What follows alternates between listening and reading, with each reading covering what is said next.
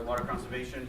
And then we're also going to be talking about some ASSE devices, but there's a rhyme to read. There's a method to the madness of all this regarding the CEC Lead 4 and the Cal Green 2 as well, along with the ASSE devices as well. So as we move on, we all know what this is. This is the California Energy Commission's guidelines from 2015. Again, this was signed by Governor Jerry Brown. Again, we're in water conservation and so forth. What most of you probably don't know is that a lot of this is going to change probably by mid this year. That's what we're hearing on the street too as well, especially with the kitchen faucets going from 1.8 to a 1.5 GPM on the gallons. As we all know that residential faucets are 1.2 and then a 0.5 GPM on the public lavatory faucets as well. So moving on to our next slide here. There's a lot of specifications, and there's been a lot of rumors and stuff flying around about hospitals and OSHPD and the CEC code too as well. We actually have a guy who goes in on those meetings too as well, and with OSHPD, they're saying that they don't have to comply with any of the CEC code or anything like that. Reason being is because when it comes to public health and safety, that takes precedence over any type of water conservation or anything within inside a hospital as well. So most of the hospitals can use 2.2, 2.5 GPM. Heck, we were at Kaiser Fontana, and they're using 2.5 GPM laminar outlets right now on their faucets. So it sounds like you're saying we're all going to get sick. That is correct. Okay. Yes. Just clearing that up. Just want to make sure. Just like the African video, yeah, that's exactly what's going to happen to us. I'm joking. No, but our sewers so- no longer self-scour. Yeah, exactly. That is correct, and that's the reason why I'm bringing it up. Is that the reason why OSHPD is fighting with the CEC, saying that look, we don't have to comply with any of this because again, it's that public health and safety awareness too as well. And again, you hit the nail on the head. Is that there's not enough water flow when you go into a 0.5 GPM to actually scour that gooseneck faucet that they have sitting in their hospitals as well. It's not taking all that crud out the line, and especially if the faucet's been sitting there for a while too as well, building up, God knows what in that line, especially if the hospital doesn't flush all the time too as well, which they should be. So some of the hydronics, 1.5 GPM laminar flow, CEC requirements based on metering modes too as well. OSHPD is enforcing body type of installation and did not adopt, again, the Cal Green section 5.3.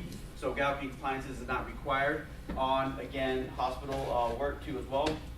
But again, with the public applications for the Cal Green, the guidelines that public schools and community colleges and supposed to meet the ones listed on the California Green Council building codes. Appendix 5, voluntarily under 306.1, translates to a reduction of 12 to 25% below the baseline on the faucets too as well. And we're going to get to that next slide too on the baseline. So it's public 0.35 at this time?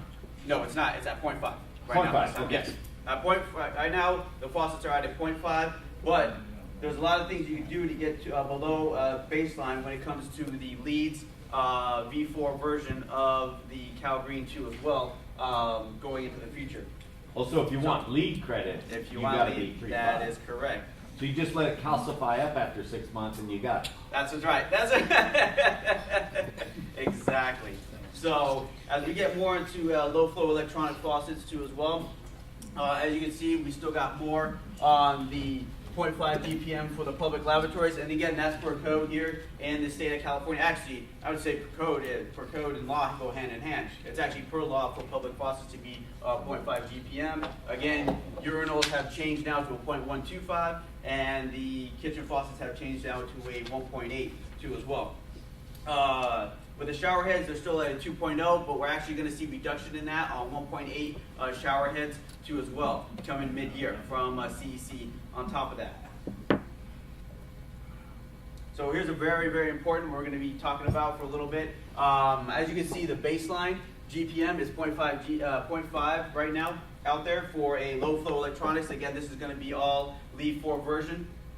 So if you want to get down into more of a Cal Green Lead 4 or get those points, you guys have to have a 20% overall reduction rate to a 0.4 GPM as well. Now, if you want a 30% reduction rate and even get even higher, you can go down to a 0.35, which will get you 2 points on the Lead and V4 version of the Cal Green laws as well. Okay. And again, as we move into private lavatories, don't worry about that. It's more of the public lavatory faucets that gets you more so the points anyways. But again, kitchen faucets going into 1.8, 1.5 actually by mid this year too as well. So again, the baseline GPM is 0.5. As you move down into the 20% reduction, you get the 0.4, and then you get the 0.35 as you move into more of a 30% reduction too as well. But they're gonna be wasting more water just to get hot water. Yeah. We're That is finding correct. that out at our. And that's what's happening too as well out there on top of that, is that people are actually leaving the tap water on, because I have a 1.2 GPM faucet in my house, because it was built after the new codes, and I have to leave my hot water on for like at least 30 seconds before I get any hot water. And that's the thing that everybody's battling right now, is flow rate versus hot tempered water as well coming out. I got public buildings where I work, nothing but complaints, there's mixing valves and Exactly. lower that rate to where this automatic stuff, you never get hot water. You gotta be there almost 5 minutes to get Right. hot Yeah. water out of this. Exactly. And people are going, it's not sanitized. Nope, it's not. And that's the reason why I brought up earlier about the OSHPD and the hospitals too as well, is that them not having to comply with any type of low flow rates. Not at all. It's all high flow rates through hospitals, because again, they can't get enough they don't have enough time to get that hot water in there to actually sanitize any of the lines or anything like that too as well.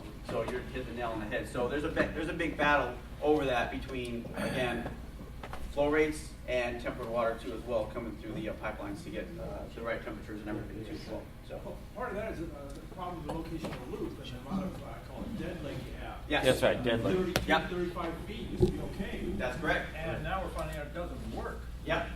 But what they're doing is, we just put a brand new 8-story up, okay, at our location at Sony.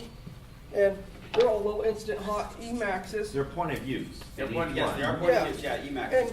And I go through there and I put my hand under each one just to get warm water. It takes 6 minutes to be able to get one to come Even and it's only that far away. that far away. Yeah, because of the low flow rate coming out of that faucet Yeah. too as well. That's why. So Well, you have to The essentially. heater's only putting out 0.5 either, Exactly.